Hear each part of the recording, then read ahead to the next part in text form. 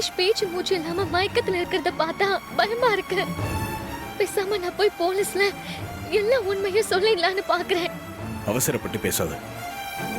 நீ இப்ப போய் போலீஸ் கிட்ட என்ன சொன்னாலும் போலீஸ் உன்னத குற்றவாளியை பார்ப்பாங்க. மகேஷ் கண்ணு முழிச்சு நடந்ததை சொன்னாதான் உன் மேல எந்த தப்பும் இல்லை நம்புவாங்க. உண்மை ஏன் பக்கம் இருக்கிறப்போ அவங்க எப்படி என்ன சந்தேகப்பட முடியும்? ஏன் நான் பண்ணாத தப்புக்கு இன்னைக்கு வரைக்கும் நீ என்ன சந்தேகப்படல? இதெல்லாம் பேச நல்லா தான் இருக்கும். நீ என்ன சொன்னாலும் எடுப்படாது. உன்னதான் சந்தேகப்படுவாங்க. உனக்கு தான் ட்ரபிள் வரும். அப்புறம் நீ ஆஸ்திரேலியாக்கெல்லாம் போக முடியாது. கொஞ்சம் பொறுமையா இரு, இல்லை நான் பார்த்துக்கிறேன்.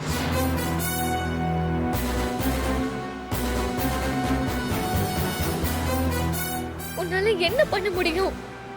இப்ப ஹாஸ்பிட்டல் போனாலே இது கத்தி குத்துன்னு தெரிஞ்சா போலீஸ்ல கம்ப்ளைண்ட் பண்ணிட்டீங்களான்னு தான் கேட்பாங்க. அப்படி பண்ணலன்னா பண்ண சொல்லுவாங்க. அப்ப போலீஸ் கிட்ட எல்லாமே சொல்லி தானே ஆகணும். இதெல்லாம் எனக்கும் தெரியும். நான் பார்த்துக்கிறேன். எப்படி? எனக்கு தெரிஞ்சவங்களோட ஹாஸ்பிட்டல் ஒன்று இருக்கு. அங்கே எல்லாம் பேசிட்டேன். இவனுக்கு ட்ரீட்மெண்ட் அங்கே ரகசியமாக பண்ணுவாங்க. எந்த பிரச்சனையும் வராது. நீ மட்டும் கொஞ்சம் பொறுமையா இரு, அது போதும்.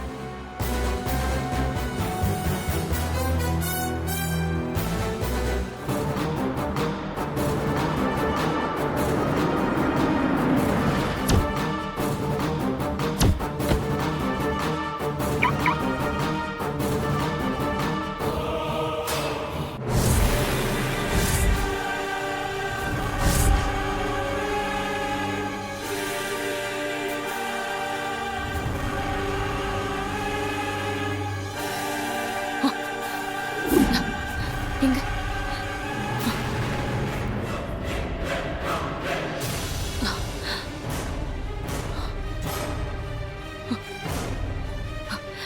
என்னது? யாரையும் காணோம். மகேஷ பத்திரமா பாத்துக்க சொல்லிட்டு போனா மகேஷையும் காணோம், அந்த ரோடி பசங்களையும் காணோம். என்ன ஆயிருக்கும்?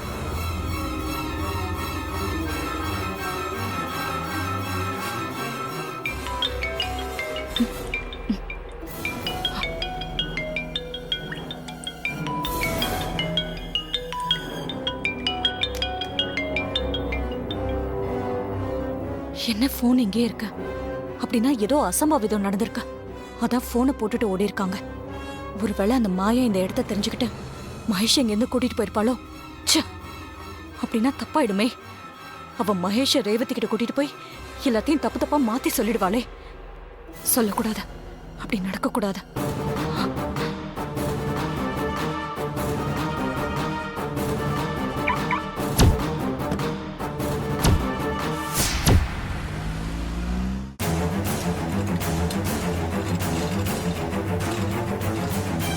சார், நீங்க தான் ராஜாவா? ஆமா. டாக்டர் சார் உங்களை பத்தி சொன்னாரு. பேஷண்ட்டை ஐசியூக்கு கொண்டு வர சொன்னாரு. சரிங்க.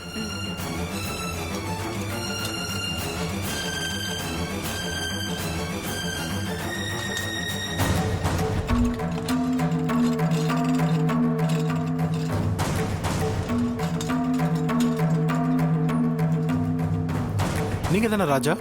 ஆமா டாக்டர். ஐம் ரமேஷ். உங்க ஃப்ரெண்டு எனக்கும் ஃப்ரெண்டு தான். டாக்டர், அவருக்கு வயித்துல குத்திருக்காங்க, தலையில் அடிபட்டிருக்கு. உங்க ஃப்ரெண்ட் எல்லாத்தையும் ஃபோன்ல சொன்னாரு. நீங்க வெயிட் பண்ணுங்க, நான் உள்ள போய் அவரை டெஸ்ட் பண்ணி பார்க்கறேன். ஓகே? சரிங்க டாக்டர்.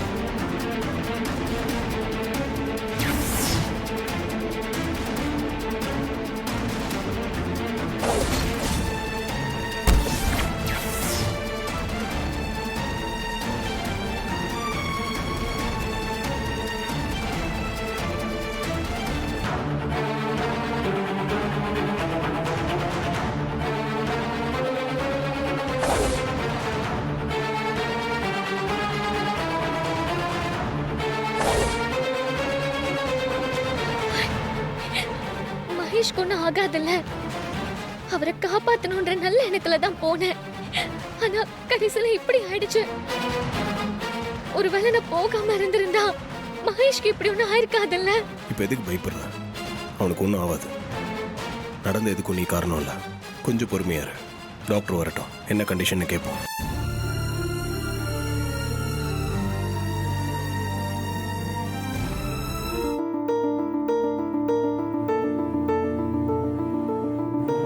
சிஸ்டர், இவரை மானிட்டர் பண்ணிட்டே இருங்க. Okay doctor.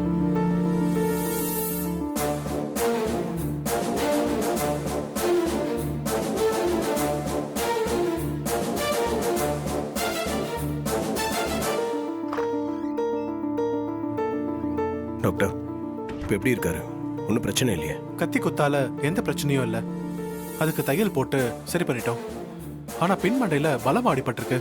ப்ளீடிங்கும் ரொம்ப அதிகமா இருக்கு. அதனால தான் இப்போ அவர் சுயநினைவே இல்லாம இருக்காரு.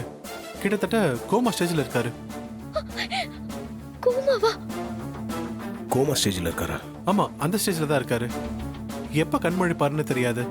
இருந்தாலும் நாங்க ட்ரீட்மெண்ட் பண்ணிட்டு தான் இருக்கோம். ஆமா, அவருக்கு எப்படி மண்டையில் அடிபட்டது? குத்தி இருந்த கத்தியை யார் எடுத்தது?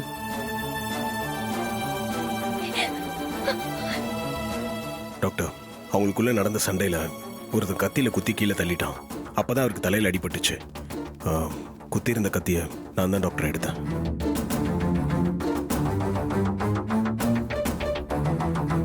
டாக்டர், நீங்க தப்பா எடுத்துக்காதீங்க.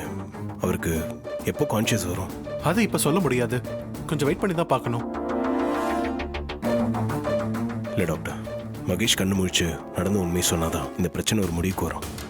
அதான் சரி. அது வரைக்கும் இந்த விஷயம் யாருக்கும் தெரியாம நீங்க கொஞ்சம் பார்த்துக்க முடியுமா?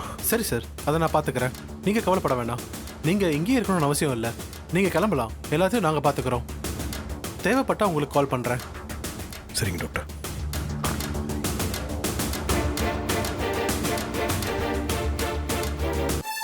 அவன் வயித்துல குத்தி இருந்த கத்திய நான் தானே எடுத்தேன். அப்புறம் எதுக்கு நீ எடுத்ததா டாக்டர் கிட்ட சொன்ன?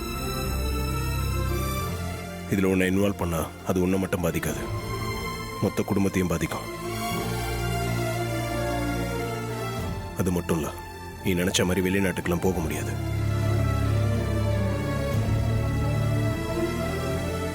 அப்போ உனக்கு மட்டும் பிரச்சனை வந்தா பரவாயில்லையா? அதெல்லாம் நான் பார்த்துக்கிறேன். எனக்கு அதில் ஒரு பிரச்சனையும் இல்லை. இந்த விஷயத்திலேயாவது நான் சொல்றதை கொஞ்சம் கேளு. இங்க பாரு, இங்க நடந்த எந்த விஷயத்தையும் அங்க காட்டிக்காத. எப்பவும் போல இயல்பாயிரு. மற்றதெல்லாம் நான் பார்த்துக்கிறேன். சரி வா, மண்டபத்துக்கு போலாம். டைம் ஆச்சு, எல்லாம் காத்துட்டு இருப்பாங்க.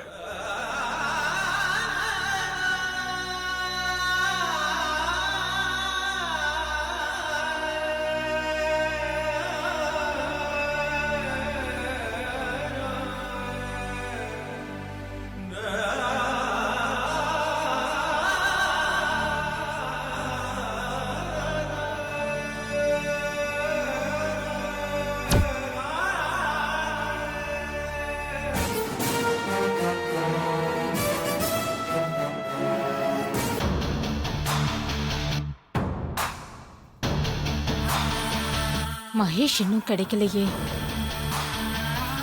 ஏற்காடு வரைக்கும் போய் ரேவதியை கடத்தி வச்சு அந்த டிரைவர் பையன் ராஜா கிட்ட கேட்டும் பார்த்தாச்சு. அவன் நான் கடத்தலன்னு சொல்றான். ஒருவேளை அவன் இல்லைன்னா அந்த சாமுண்டீஸ்வரி கடத்தி வச்சிருக்காளான்னு யோசிச்சா அத பத்தியும் ஒன்னும் தெரியலையே. நாம இங்க சோகத்துல இருக்கோம். அங்க என்னடானா அந்த ரேவதிக்கு தாலி பிரிச்சு கோக்குற ஃபங்க்ஷனை மண்டபத்துல ஜாம் ஜாம் நடத்த போறாங்க. அப்படின்னா கடைசி வரைக்கும் நம்ம நிலைமை இதானா? எலவு காத்து கிளி மாதிரி ஆயிருச்சே ஆண்டவா.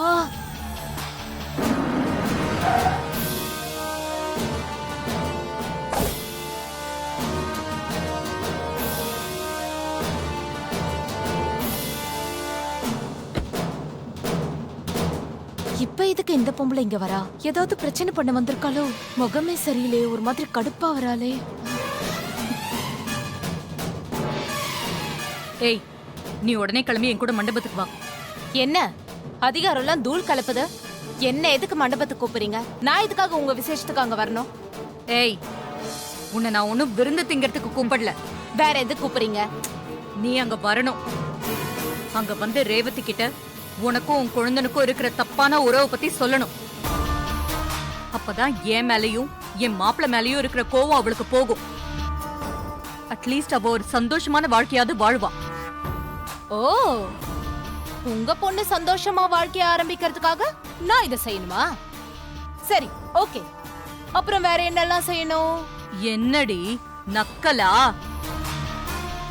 என்கிட்ட வேலை பார்த்த குடும்பம் நீங்க என்னையே நக்கல் பண்ற அளவுக்கு வந்துட்டியா? மரியாதையா வந்து உண்மையை சொல்லு.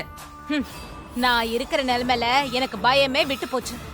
அந்த அளவுக்கு டிப்ரெஷன்ல இருக்கேன். அது சரி, நான் வந்து உண்மையை சொன்னா உங்க பொண்ணு சந்தோஷமா இருப்பா.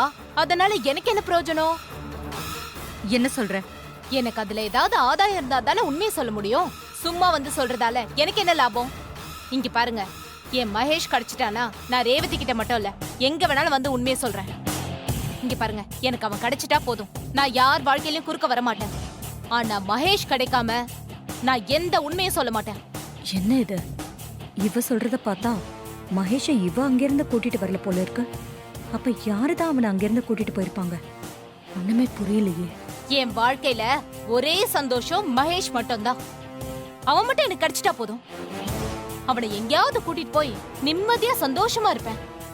அப்ப கன்ஃபார்ம்டா மகேஷ் இங்க இல்ல. இவளுக்கும் அவன் அங்கிருந்து காணாம போனதுக்கும் எந்த சம்பந்தமும் இல்ல. நீங்க தான் அவனை கடத்தி வச்சிருக்கீங்கன்னு நினைக்கிறேன். அவனை விட்டுருங்க, கண்டிப்பா எல்லா உண்மையும் நான் சொல்லிடுறேன். ஏய், புரியாம பேசாத. அப்படி நான் அவனை கடத்தி இருந்தா நான் எதுக்கு உன்கிட்ட வந்து உண்மையை சொல்ல போறேன்? மகேஷ வச்சே ரேவதிக்கு எல்லா உண்மையும் தெரியற மாதிரி நான் பண்ண மாட்டேன். அப்போ நீங்க அவனை கடத்தலையா? இல்ல. இது பாரு, கடைசியா சொல்றேன். ஒருவேளை மகேஷ் இங்க வந்தாலோ இல்ல நீ மகேஷ தேடி கண்டுபிடிச்சாலோ ரேவதி கிட்ட வந்து எல்லா உண்மையும் சொல்லணும். இல்லனா உங்க யாரையும் நான் சும்மா விட மாட்டேன்.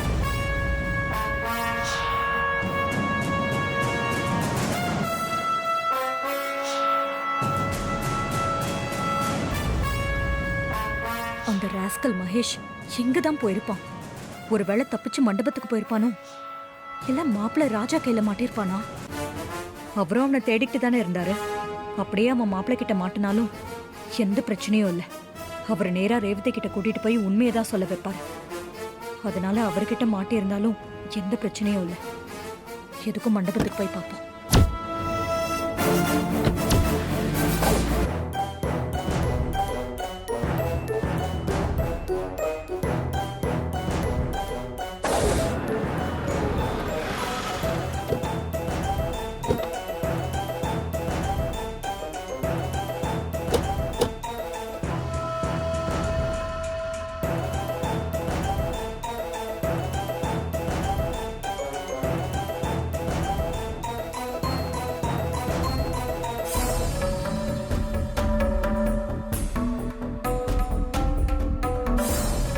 என்ன மாப்ள, ரெண்டு பேரும் எங்க போனீங்க? ரொம்ப நேரம் ஆளை காணோம்.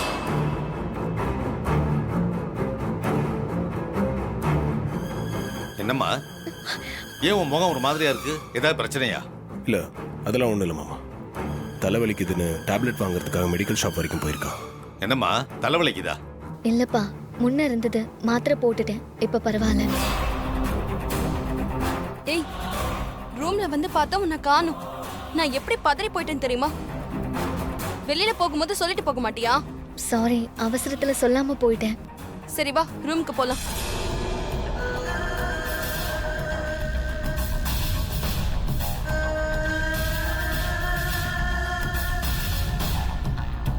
மாமா, அத்தை எங்க? அவங்கள காணோம். அவ ஏதோ முக்கியமான வேலை போயிட்டு இப்ப வந்துட்டு சொல்லிட்டு போனாப்பா. சீக்கிரம் வந்துருவா. அவ வந்த அப்புறமா ஃபங்க்ஷன் ஆரம்பிக்கலாம். என்ன மாப்ள யோசிக்கிறீங்க? இல்லை, ஒன்றும் இல்லை மாமா.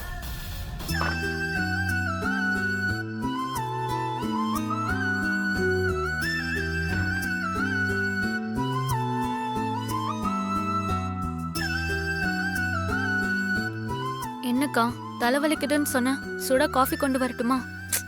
ஒன்றும் வேண்டாம்.